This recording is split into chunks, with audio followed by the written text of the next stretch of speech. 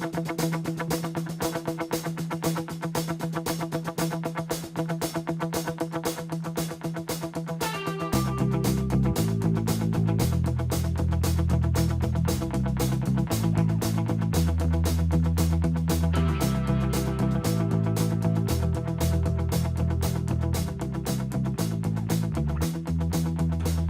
right, welcome into Rollin Illini here on WPGU 107.1 and UPTV.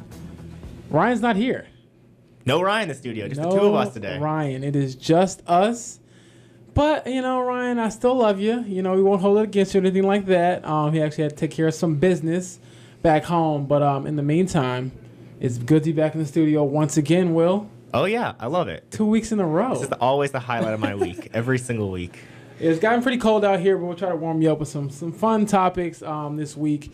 We did a lot of things. For example, me and Ryan earlier this week had the chance to go talk to the current coach, Adam Blakely, of the wheelchair track program here at the University of Illinois. He had a lot of cool things to say. We're actually interviewing him for a video we're working on about Amanda McGrory. We've been teasing that for a while now, but I promise it's coming soon. Yes, we promise it's coming, with finals in school and everything. It's been crazy, but we'll have it out before break, and hopefully be a little nice little Christmas gift for our viewers and obviously for our audience and those of you listening in. But on a different note, we also talked to him about the rise of the program and how it's kind of grown in his 13 years as head coach. So we talked to him actually about BP and how they've been influential and how the program has been viewed, and having them as a sponsor, how that has kind of helped them get better equipment and so on and so forth. So if you want to hear more about that, I suggest that you listen in right now. The training, Amanda talks a lot about how the training and the facility downstairs has changed in the time she's been here. Right. What has kind of been the biggest, most significant change down there that's really helped out the athletes? Well, so we it's about four or 5 years ago. I'm terrible with dates. Everything kind of runs together for me. But we were incredibly fortunate to have BP provides a substantial financial gift to us. And this was on the coattails of their relationship with Tatiana, who'd been a sponsored athlete for a few years, and we cultivated that relationship, and so they gave us money that we could renovate a space here in the building. At the time, we'd outgrown. We just had what the roller room was, which we'd been occupying for decades, was what used to be half of the women's locker room, and had been converted over into our space where we had our indoor roller system. And we had just, with the numbers of athletes that we had, it was logistically challenging to get 15 athletes, and where we had roughly 6 or 7 rollers, and that's all that the space could handle. So there was an opportunity for us to move into the basement where the old workshop used to be, which wasn't a workshop anymore. It really become a collection point of anything people didn't want. They put it down in that space. It was just a storage area. So we had the money, and at the time too, the building was going through renovations, getting new ventilation and lighting. So we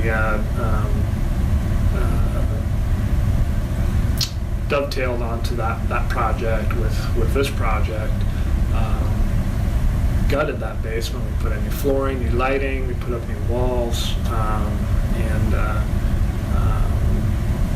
redesigned the interior and did some graphics and so on to make it look nice and empowering, and a place that the athletes were excited to be in. Not that they aren't anyways, right, to be training, but and upgraded our equipment. We're able to create a mechanism that allows you to adjust the load on the rollers, so that instead of it just being a constant free spin, you can mimic topography and terrain changes, such as you face outside, so it's a variable load generator. So that gift from DP has been transformative for us. spent most of the first part of my time here as head coach doing a lot with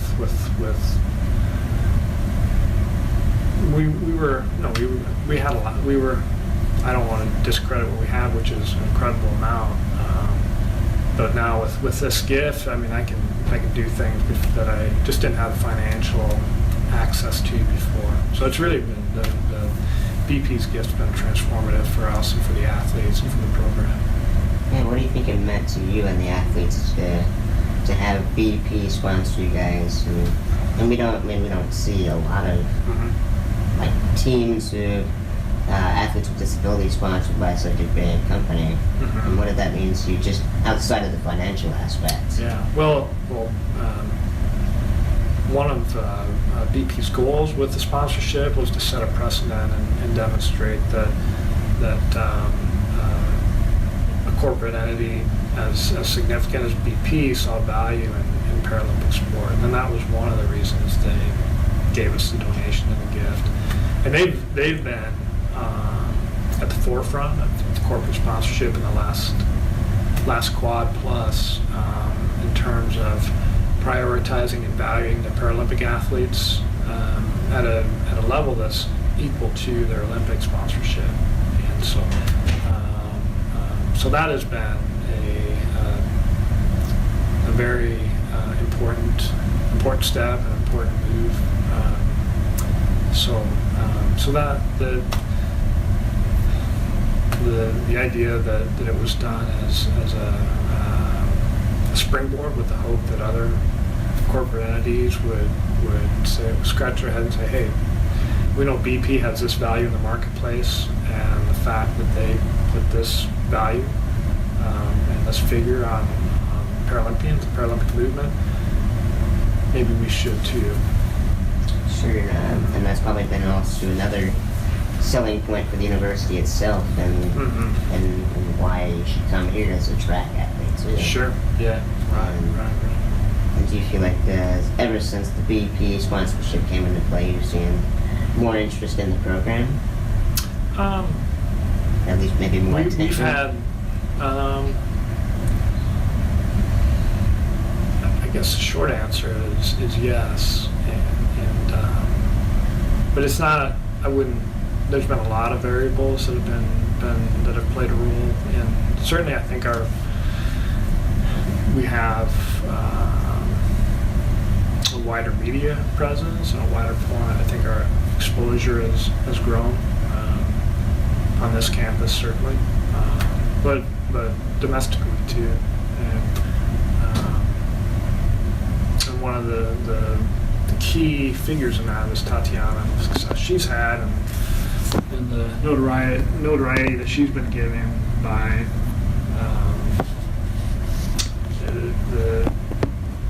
the significant media outlets in the country and in the world. Because of her, we've had, if you name any major media outlet, they've probably been through these doors: CNN, ABC,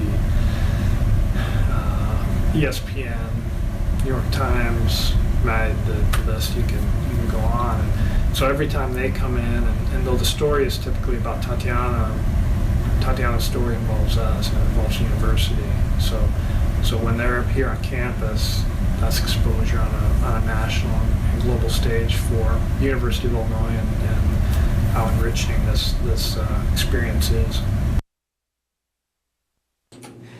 And that was head coach Adam Blakeney of the track and field program. I know, as we already mentioned, James and Ryan had a nice sit down.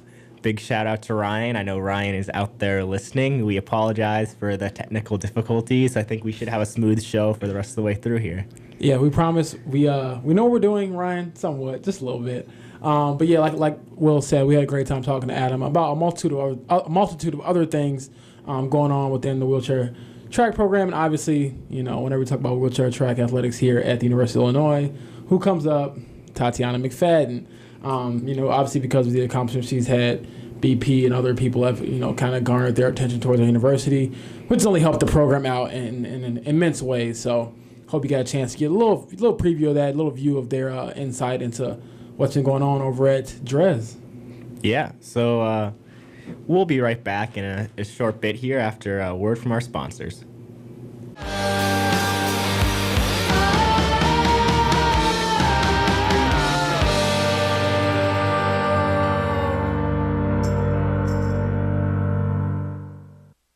Here on Rollin Illini, we want you to feel better too, and that was Feel Better from Terra Terra. This is Will Gerard, producer man Will Gerard, in studio with James Boyd.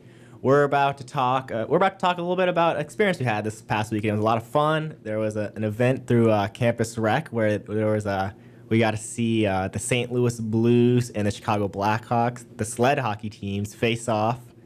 In addition to the Central Illinois Thunder, I believe, the youth hockey organization. Talked to Tim Kirk, the president, a little bit at the event. We were hoping to get an interview. Maybe we'll get the chance to catch him before next week. But James, I have a question for you. Now, what is it like out there on the sled? Because James actually got out there and tried to play sled hockey for a little bit. Yeah, okay. So, and Ryan originally told me about this event, and when I saw like the flyers and everything, I'm like, oh, it's open to everyone.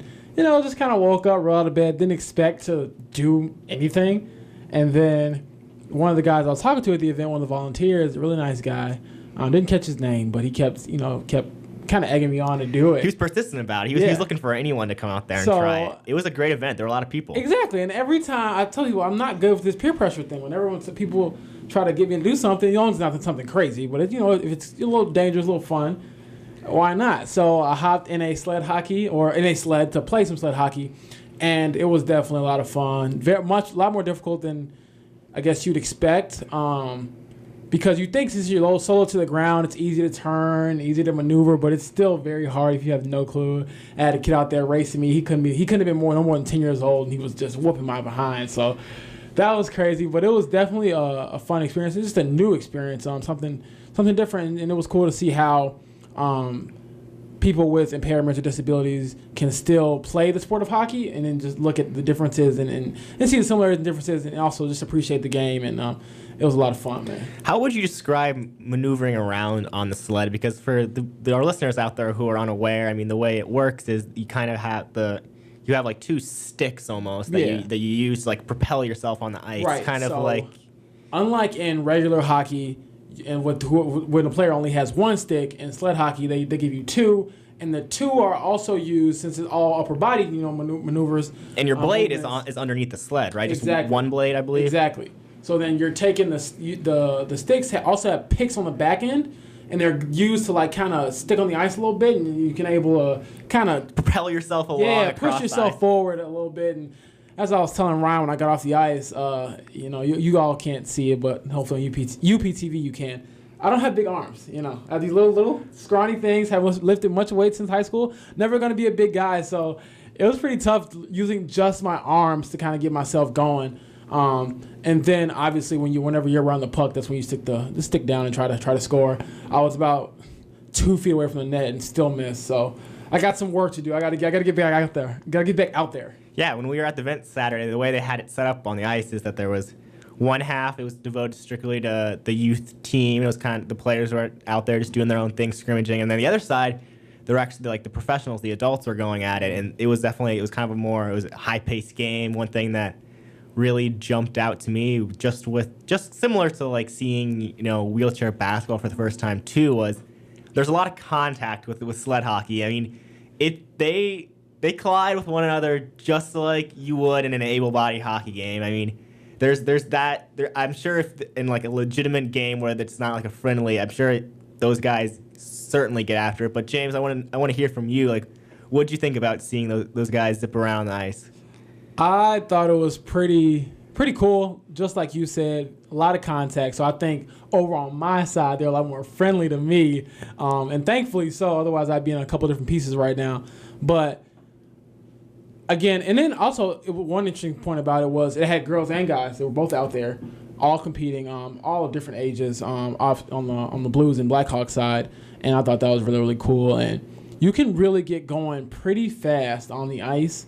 I mean, I was probably going like 3 miles an hour and struggling to do that. But again, there were kids just flying past me and doing their thing. So that was cool. And also there was like different different ways you can get out there. So there wasn't just for people that could push themselves. They had people out there as guides to help people that obviously maybe if they couldn't push, they could still get out there on the ice, have a little fun, mess around, try to score a few goals. So it was just a family fun event and just a good event for not only people with impairments or disabilities, but people, able-bodied people as well. So it was one of my highlights this semester. It kind of made me all nice and warm and bubbly inside watching the the professional players out there with little kids and stuff. Like it was a really cool event. And I hope some of you out there were in attendance. We didn't have any listeners come up and say hello to us like we were expecting, but it was still a great time.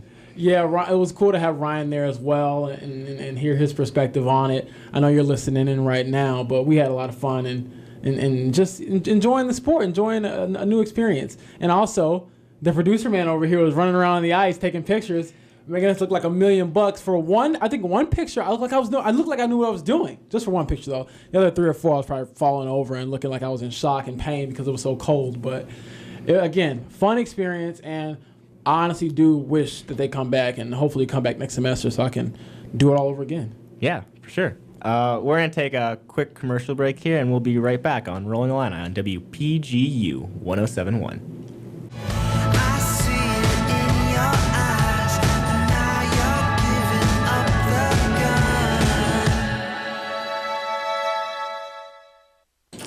And that was Giving Up the Gun by Vampire Weekend. Actually, one of my favorite bands, if you listeners out there haven't noticed, based on the fact that I feel like I wind up playing a Vampire Weekend song like almost every week. But so, James, before we get to our last segment here, because I actually had the chance to sit down with a real prominent figure in the wheelchair basketball community. I'm just teasing you right now, but James, tell me about what you're doing this weekend, because it sounds pretty cool as well. Yes, this weekend I'll be refereeing a volleyball tournament, but not just any volleyball tournament.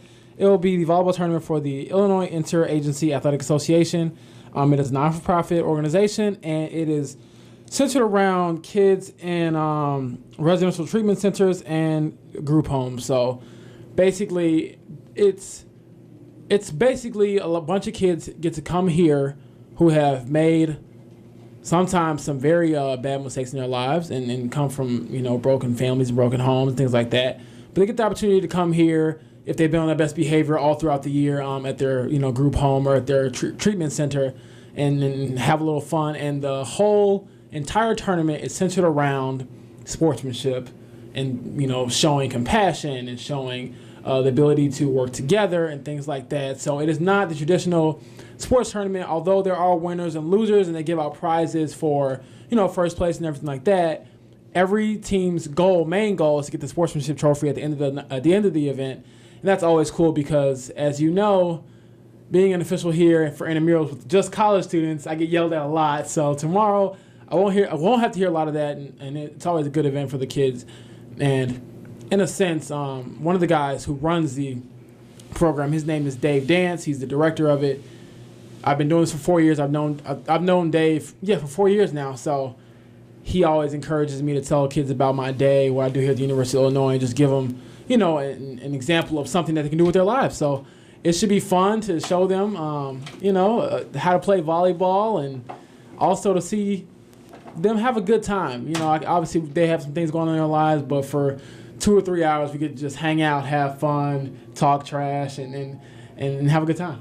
All right, so before we play this last little segment here, this afternoon, well, I was actually at noon, but I got the chance to speak to Mike Frogley, who was the men's wheelchair basketball coach at the university before Matt Butchie, the current coach. He currently works for Team USA. You can hear all about his experience with it in this interview. But I just wanted to kind of bring up that, the reason that I did interview him was because I'm working on this little 10-minute podcast thing where it's going to be about Tim Nugent and some of his what he did for the university in terms of his efforts of working with Dres and all the projects, just because he's known as the father of accessibility, and I'm sure you guys will get the chance to hear all about it once I finally put together this final story. But I just want you guys to hear a little bit of this interview I had with him because it was really cool just hearing about his experience working with the national team in Canada. So stay tuned, listen in.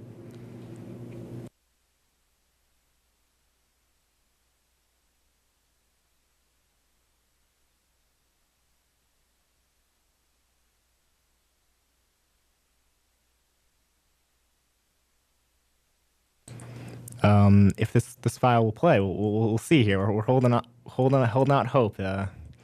Once again, we're experiencing a little technical difficulties on this show. So, any other big plans for the weekend, James?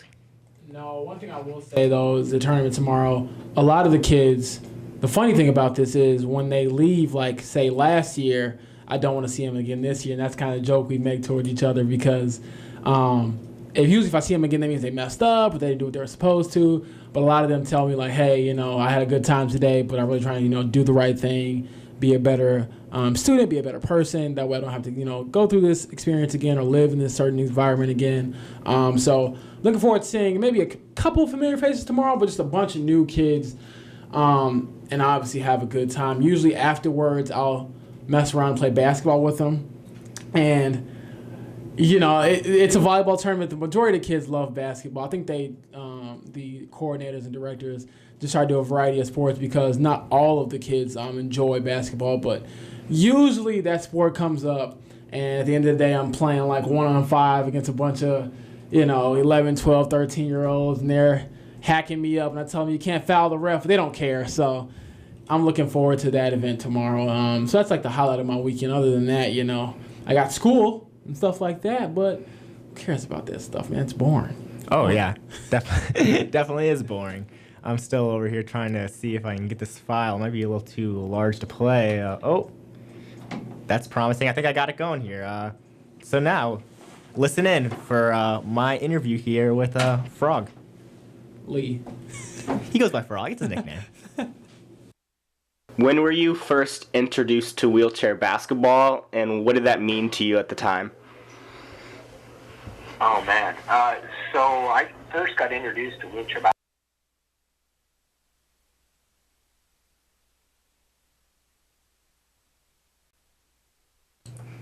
All right.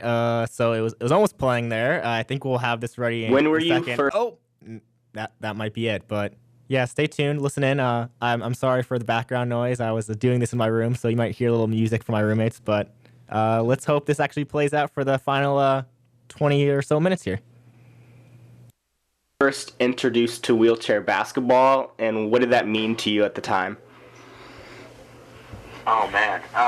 So I first got introduced to wheelchair basketball when I was literally in the rehab hospital. I was about 6 weeks post-injury, and one night a player from the local club team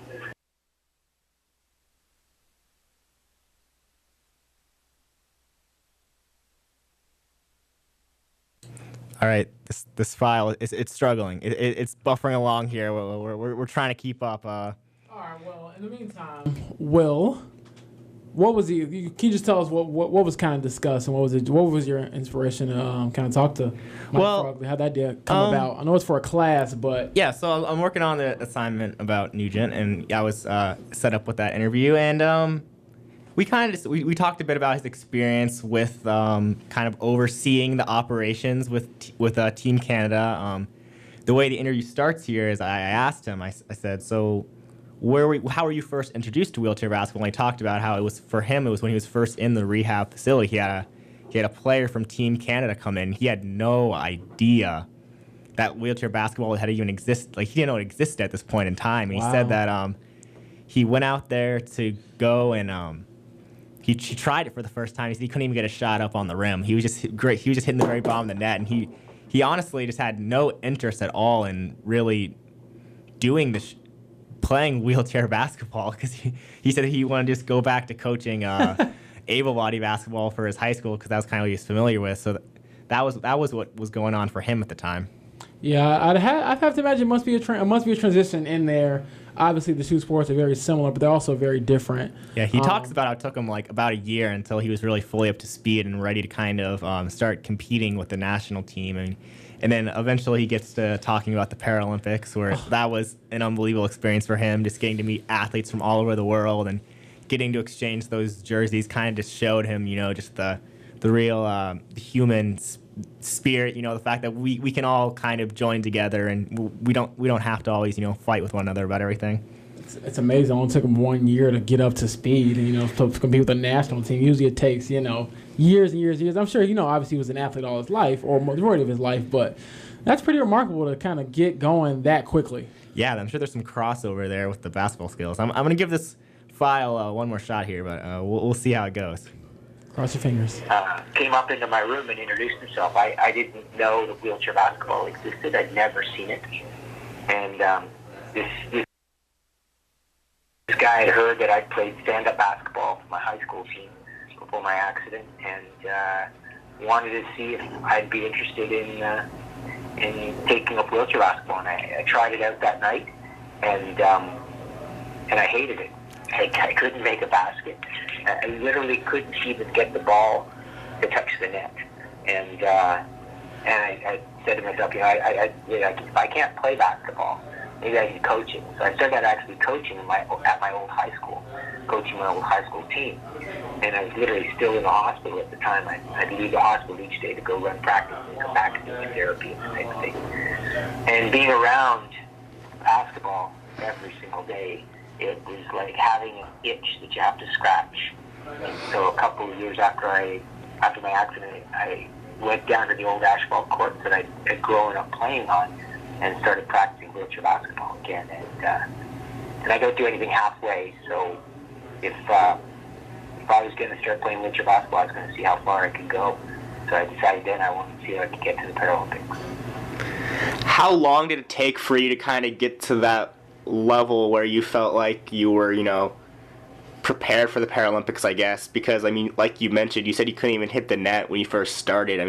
How was it, like a matter of weeks, years? Like, how long did it take to kind of hone in those skills? Well, I was fortunate. It took me a year from the time I started playing to the time I made my first national team. I made a developmental national team in the summer of 1989. And then I made my first senior team a year later. So I went to the World Championships in 1990, and then I went to the Paralympics in 1992. What was that experience for you going to the Paralympics for the first time? It's fantastic. It shaped so much of how I saw the world. I was like a lot of people. When you go to some sort of a major competition, you have a dream of winning a gold medal, and I certainly had that dream. I had that picture in my mind. Our team wasn't good enough at that time to win a gold medal. We ended up finishing fourth. But it took away from the event a whole bunch of other things. Because we finished fourth, we finished competing earlier than the other basketball team. So I had a little bit of time, I'll say, left over on my hands. And what I did to fill that time is I went and I bought a journal. And I started journaling. And I wrote down all my experiences from that game. And a couple things have always stood out for me. And I've taken with me all through my sport experience. And the first one was the opening ceremony. And wheeling into the stadium, and you're waiting in the tunnel before you wheel in, and all of the other national teams are waiting there. You've got Cameroon and Cambodia, you've got Russia, you've got the U.S., Australia, Italy. They're all lined up waiting to go out in alphabetical order. And it's kind of quiet, like waiting in a big crowd. There's that sort of crowd noise. And you can kind of hear noise in the stadium. And then you wheel out, and there's a point where you wheel from under the stadium out into the stadium, and it's almost like you step from quiet to noise, and you can hear the sound of all of the people in the crowd cheering for you, and you're reminded that you've got all of these different countries represented, and there aren't any boos. It's everybody is supportive. They're cheering for you, and it was reinforced at the closing ceremonies. What happens in the closing ceremonies, everybody goes in, and they start a big celebration. And then as the celebration kind of goes on, and they're recognizing athletes, and teams are going in and doing a closing ceremony, athletes have a tradition of exchanging their clothing. Take the kit that you've been given by your country, and you go and exchange a jacket with a Dutch player, or a T-shirt with a German athlete, different things like that. And so what happens is, by the time you get to the end of the closing ceremonies, everybody's wearing everybody else's clothing. And you can't tell an athlete apart. You can't tell whether an athlete is from Turkey or from Greece, if they're from Israel or from Japan necessarily, or wherever. And what struck me about that moment is there are no fights in that moment. And it's a commentary on what our potential is as in human civilization. Because for 4 hours of the closing ceremonies, everybody can get along. All these, almost 200 countries represented in that competition. So if we can do it for 4 hours, why can't we do that for 4 days? And if we can do it for 4 days, why can't we do it for 4 weeks? And if we can do it for 4 weeks, why can't we do that forever? So for me, it struck me, and that's one of the lessons I took from it, is in the closing ceremonies of the Olympics and the Paralympics, we see our potential as a civilization. It's possible for us to get along. And we can do it. We have to get there, though. I love that outlook. So just kind of to keep it back with Illinois. So what brought you to Illinois? Was it just a coach? Yeah, I played 4 years at the University of Wisconsin-Whitewater. My arch rival. So, I played for 4 years at U of I or at Whitewater, and then I coached for 4 years at Whitewater after I finished playing.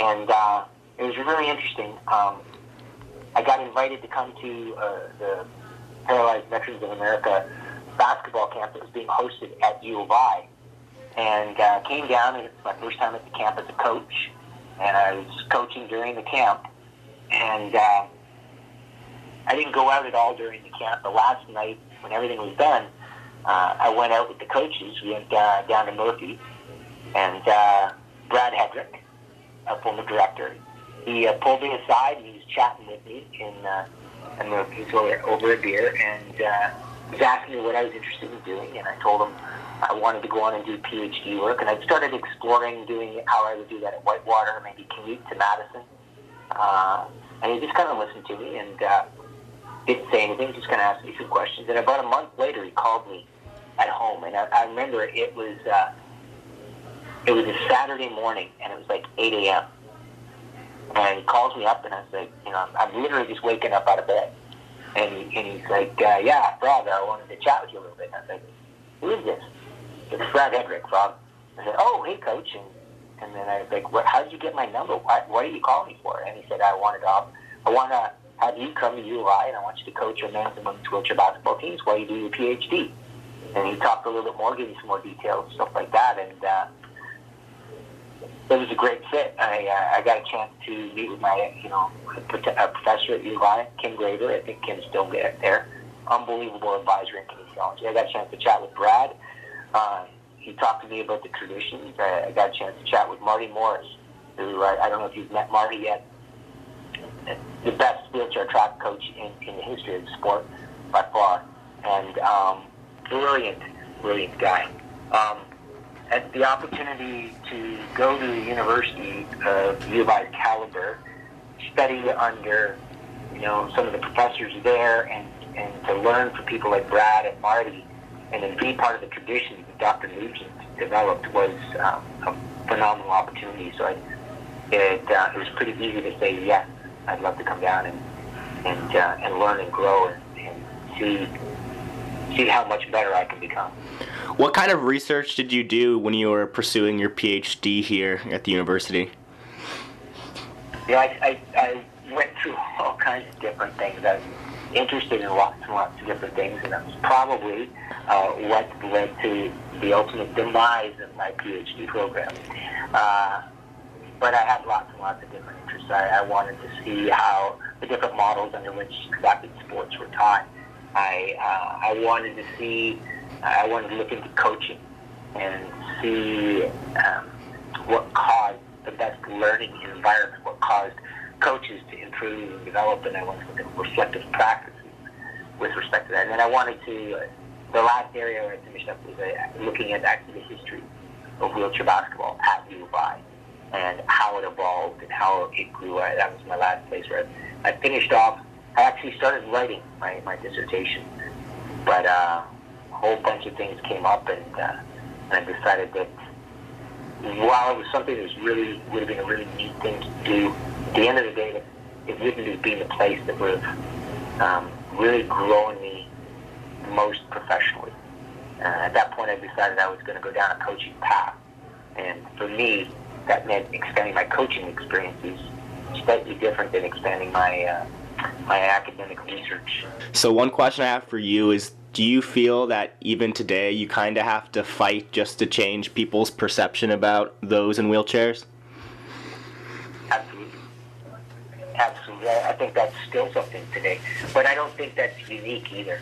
I don't think that it is unique that when we look at people, we have a tendency of seeing whatever difference they have in us as a negative thing. And we don't look at the whole person. We don't see all of a person's potential. We don't value a person for what they're good at. We have a tendency of maybe discriminating for what they're not good at or what is different. And I think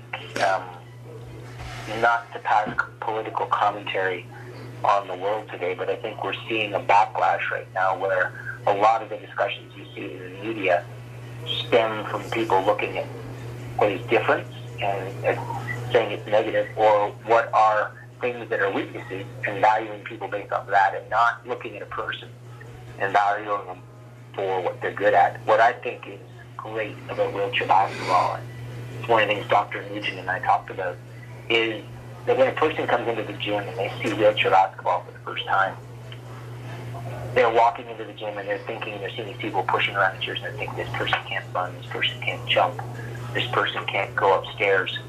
They think of the things that they can't do, and then they watch a wheelchair basketball game, and as you hear people talking during the game or walking out after the game, they're saying things like, wow, did you see that person hit that three? Did you see how fast they were? And you see a person get up after they got knocked down. And now they started to talk about things that people did and not things people can't do. And U of I especially was a great place for this particular lesson, because then when there were students that would go see wheelchair basketball for the first time, and then they would walk around campus, and they would see other people around campus maybe pushing around in a chair, their first thought wouldn't be, this person can't walk, this person can't jump, this person can't go up chairs. Their next thought would be, I wonder if that person plays wheelchair basketball. And what's great about U of I is it's a campus with students that are being tremendously accomplished. So in that moment when a person looks at that person wheeling around in the chair on campus across the quad, and they say, man, I wonder if that person plays wheelchair basketball. They've just started to look at a person for what they can do instead of what they can't. And what's great about U of I is it's a community of students and faculty that are exceptional. So when we walk around campus, or push around campus at U of I, you push around the quad, we have the possibility of being able to look at each student and say, I wonder what that person's exceptional at. I wonder if they're an exceptional engineer. I wonder if they're an exceptional biologist, an exceptional teacher, social worker. And in that moment, what we've done is we've just changed the paradigm by which we view all people. We're viewing people for what they can do and what they're exceptional for, which is what leads to inclusion. And that's the DNA of the program that Dr. Nugent started. Valuing people for what they can do. Playing your role with the Wheelchair Basketball Canada Academy and kind of like what that looks like on a day-to-day basis? Sure.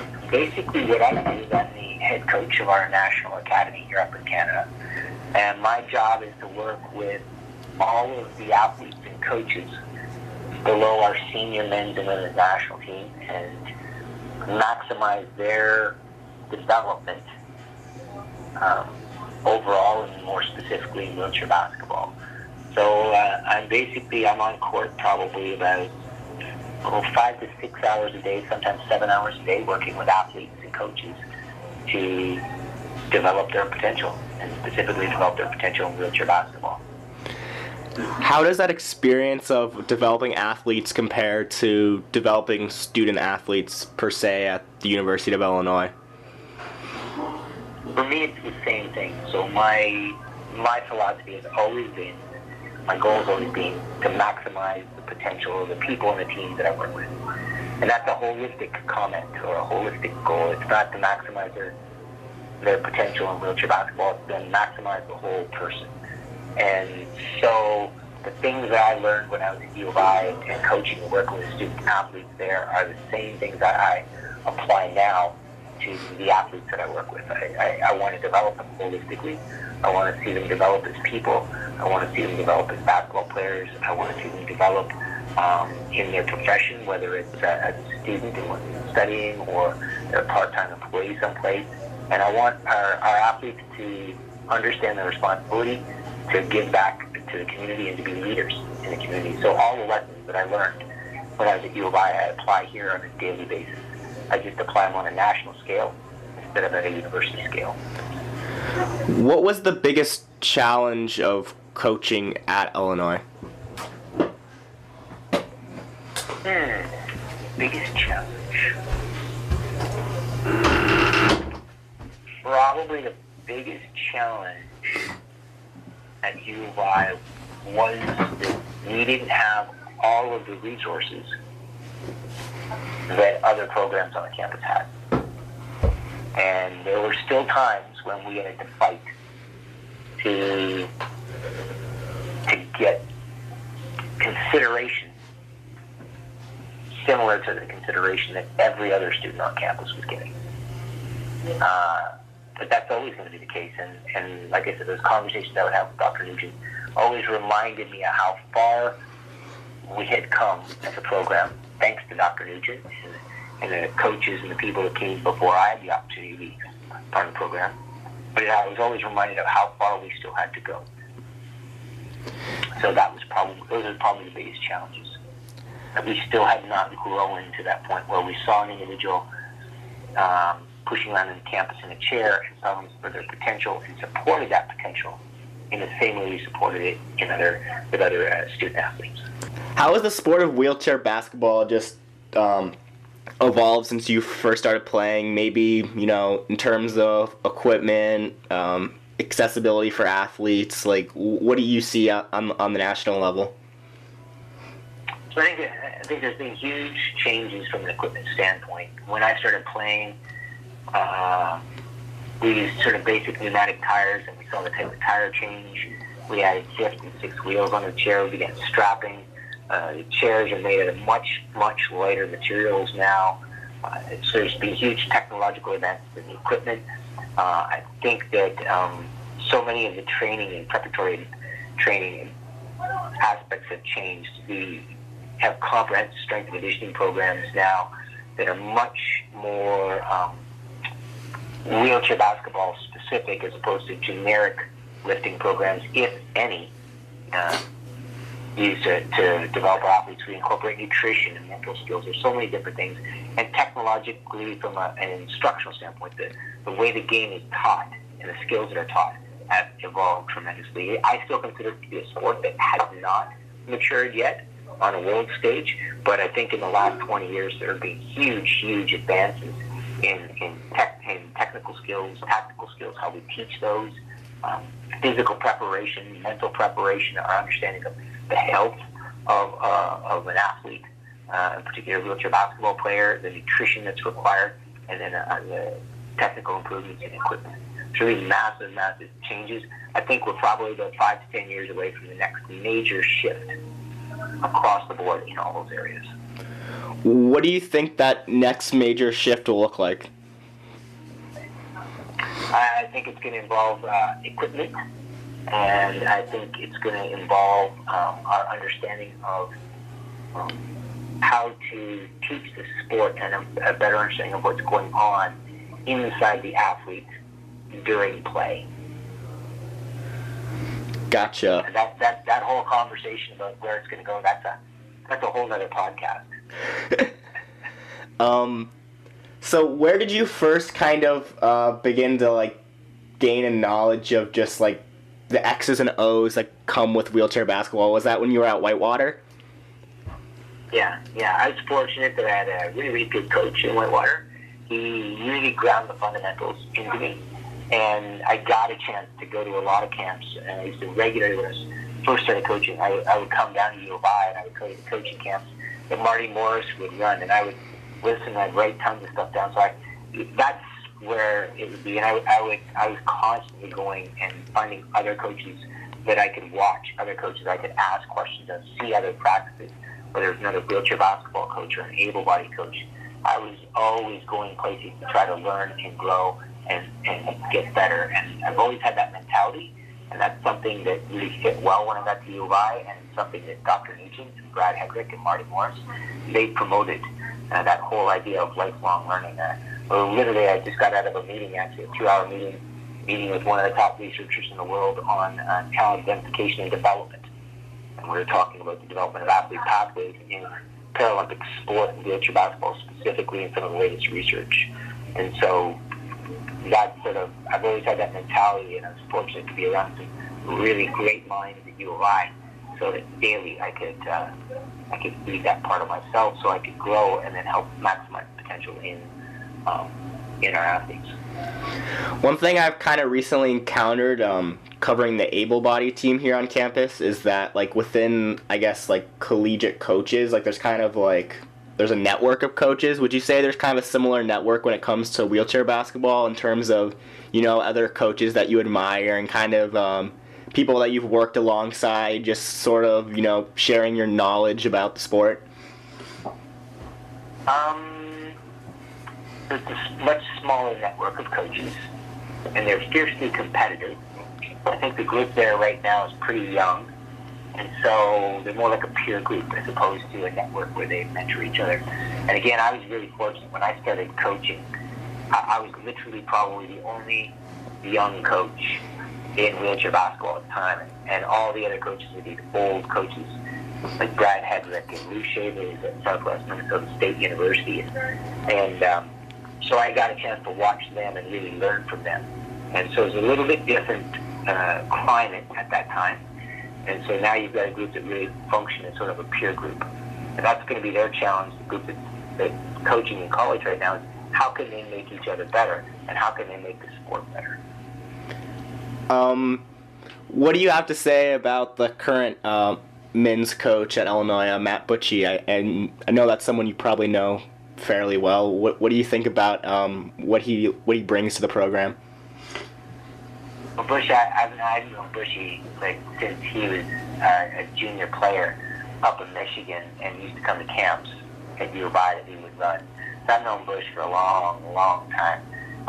You know what? You're not going to find anybody more passionate in the sport. And what's great about that with Bush is he conveys that every day with the athletes. They see that passion, and they view the sport through that lens, and I think that's why they play so hard and have so much fun playing. Is they see his passion. Bushy is an incredibly creative guy. He's always thinking of a new idea, always trying to stay on the cutting edge, always trying to come up with a better way of doing things. So I think Bush has some great attributes, and he was an absolute pleasure to have as a player for those reasons, and then when he was an assistant coach with me, he was great for those reasons as well. He always brought tremendous passion, always studying and looking for better ways to do things in the sport. So Bush is a great guy. I love him to death. And that was Mike Frogley of Team Canada. Excuse me there, but it was a great show. We got a lot in here. Yeah, we got a lot. A little rough. We'll have Ryan back next week for our last show of the semester to kind of massage it out. But yeah, we ran a little over time, so hopefully we don't get kicked off the airwaves anytime soon. I think they like us enough to keep us around. So That's it. Thank you for listening. This was Rollin Illini here on WPGU 107.1.